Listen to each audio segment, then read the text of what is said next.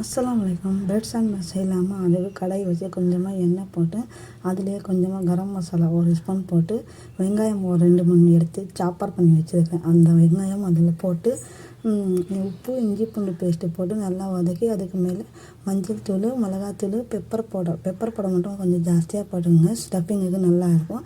அது மூணையும் போட்டு மிக்ஸ் பண்ணி அதே சாப்பரில் சிக்கன் கொஞ்சமாக எடுத்து சாப் பண்ணி வச்சுருக்கேன். அந்த சிக்கனை போட்டு நல்லா பிரட்டி அதுக்கு கொஞ்சம் தண்ணி போட்டுங்கன்னா கொஞ்சம் திக்காக இருக்கும். அது தண்ணி போட்டாக்க அதுக்கு மேலே மயோனஸும் கெச்சப்பும் போட்டு நல்லா மிக்ஸ் பண்ணி இறக்கி வச்சுடுங்க. அதுக்கப்புறம் ப்ரெட்டு எடுத்து ஒரு ப்ரெட்டில் மயோனஸு ஒரு ப்ரெட்டில் கெச்சப் போட்டு தடவி நம்ம ஸ்டஃபிங் ரெடி பண்ணி வச்சுருக்கோம் இல்லையா, அந்த ஸ்டஃபிங் அதில் போட்டு நல்லா 2 ப்ரெட்டையும் ஒட்டி வச்சு அதுக்கப்புறம் தவா வச்சு கொஞ்சமாக பட்டர் தடவி நம்ம செஞ்சு வச்சுருந்த ப்ரெட்டு அதில் டோஸ்ட்டு பண்ணி எடுத்தாக்கா சூப்பராக ப்ரெட்டு சாண்ட்விச் ரெடி.